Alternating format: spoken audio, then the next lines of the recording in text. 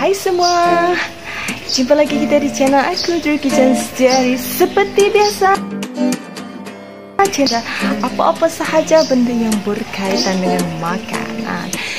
Jadi hari ini saya akan kongsi dengan anda cara nak buat kue sarang semut lagi. Tapi hari ini saya buat sebab saya rasa saya nak buat jualan kecil-kecilan sahaja. So selepas ini saya akan kongsi dengan anda bahan dan peralatan yang saya akan guna untuk masak ataupun buat kue sarang semut ini. Okey. Antara bahan-bahan yang kita perlukan untuk membuat kue ini adalah tepung beras ya. Saya gunakan yang ini. Okey. Kita pusing. Okey. Kita dekatkan lagi supaya anda nampak. Saya beli 3 bungkus tepung. Okey. Lepas itu, untuk resipi kali ini saya menggunakan tepung jagung. Kenapa tepung jagungnya? Tepung jagung adalah salah satu tepung yang boleh mengentalkan lagi kita punya adunan, ya, supaya bila kita membuat kuih jala, dia nampak macam jala dia tu cantik ya. Dia tak ada berbiji-biji, dia cair secara lebih cantik lah. Kena tonton video ini ya, yang saya akan kongsi dengan anda seperti ini. Seterusnya saya menggunakan santan serbuk ya. Kita boleh pilih ataupun guna mana-mana santan serbuk yang ada di pasaran. Untuk kuih kering ya, take note, ini adalah tips dari saya. Jika anda nak buat kuih kering, saya lebih memilih ataupun prefer untuk menggunakan santan serbuk ya. Ia bagus untuk supaya kue yang kita buat itu akan lebih tahan ya. Itulah fungsi dia. Okay. Next, kita perlukan sedikit gula ya. Saya menggunakan sedikit gula kasar nanti sebab untuk resipi kali menggunakan gula apung sebagai pemanis ataupun bahan untuk membuat dia ada rasa manis. Ini dia. Kita ada gula apung di sini ya guys. Okey. Saya menggunakan. Sebenarnya kuih ini adalah lebih bagus kita menggunakan gula apung sebab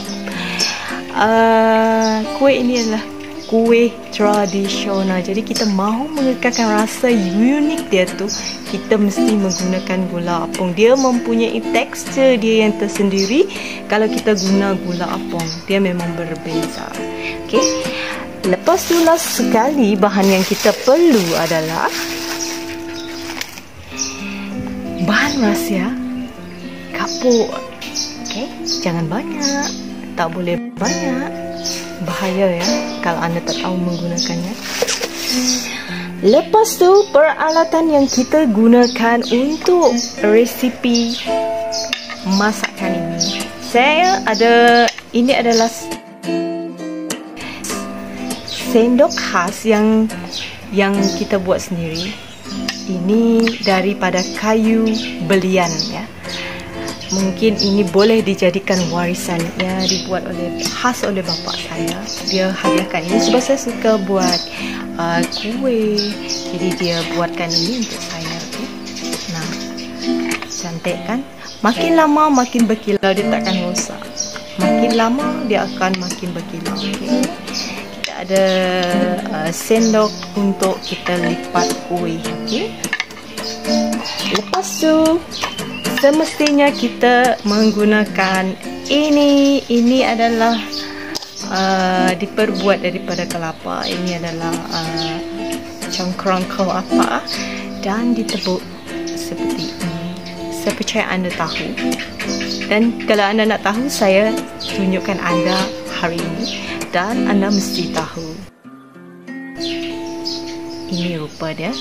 Saya buat lubang dalam, dia ada 9 lubang kalau anda nak meniru saya punya acuan. Selain daripada menggunakan cengkerang kelapa, kita boleh menggunakan plastik ataupun kontainer, kita boleh tebuk. Cuma masalah dia, kita tak dapat simpan lama, kita perlu sentiasa bertukar. Tapi jika kita ada set ini, ia boleh diwariskan. Dan ini juga ya guys, batang ini juga adalah juga daripada kayu belian. Jadi ini boleh jadi warisan. Itu juga cengkerang kelapa ini. Mesti menggunakan yang tua ya, supaya dia tahan. Dan semestinya kita perlukan penyukat ya. Kita mesti menggunakan penyukat supaya kuih yang kita buat ini tidak akan terlalu cair dan tidak akan terlalu kental ya, kerana kalau kental dia tidak dapat keluar daripada adunan ini ya. Dia mesti cukup sahaja. Kita mesti anggarkan sukatan yang tepat supaya kita punya adunan ini akan berjalan lancar melalui lubang-lubang ini. Okey. Selepas ini kita akan masuk dapur dan saya akan kongsikan dengan anda tipsnya. Dan selepas ini saya akan kongsikan dengan anda jumlah ataupun sukatan yang betul untuk setiap ramuan yang saya guna di dalam resipi ini. Dan sebelum ini juga saya pernah membuat video untuk kuih sarang semut ini ya. Mungkin anda boleh search dekat saya punya channel ini untuk melihat secara detail macam mana saya menyediakan adunan keras ini.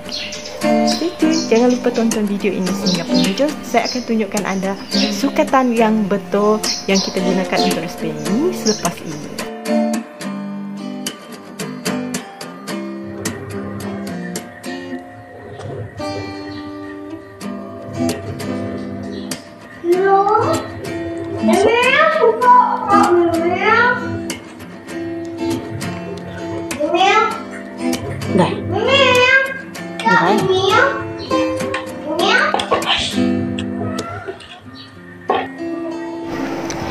Okey, jika kita punya adunan sudah seperti ini, kita cuba angkat.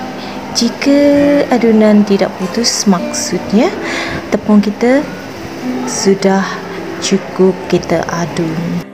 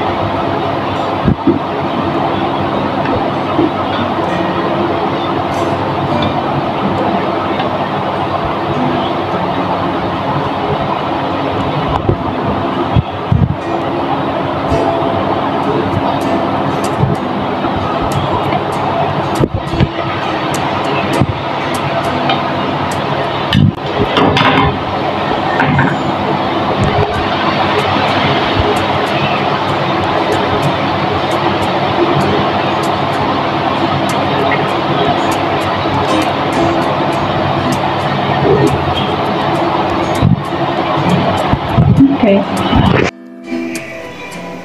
Okay, itu masih sis bersilat pada dapur tadi. Okay, jadi dengan jayanya. Jadi kita akan berjual hari Senin nanti. Kita akan cuba jual. Okay. Kita akan juga share apa yang kita dapat. Adakah mendapat sambutan ataupun tidak. Tapi ini dia.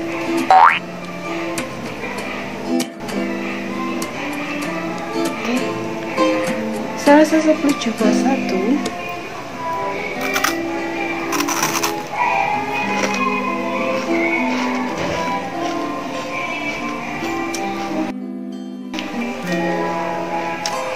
Rangup. Okey, kepada anda yang menonton video ini sehingga ke penghujungnya, ini hasilnya yang saya sudah buat. Terima kasih saya ucapkan kerana support channel saya, menonton sehingga ke penghujung video ini. Dan kalau anda belum subscribe channel ini, jangan lupa subscribe ke channel ini. Okey. Okey, kalau anda nak tahu lebih detail, saya pernah buat video tentang kuih jala ini sebelum ini ya. Anda boleh search di dalam channel saya sendiri. Okay, kalau anda nak belajar, kepada yang nak belajar, all the best. Harap anda dapat mengikuti step-step yang telah saya kongsi dengan anda ya. Okay, so here is my kuih jala. Sangat bahagia sebab saya buat secantik ini. Okay lah guys, jumpa lagi di video-video saya yang akan datang. Okay, bye. Cukup sahaja setakat ini. Jumpa lagi di lain kali.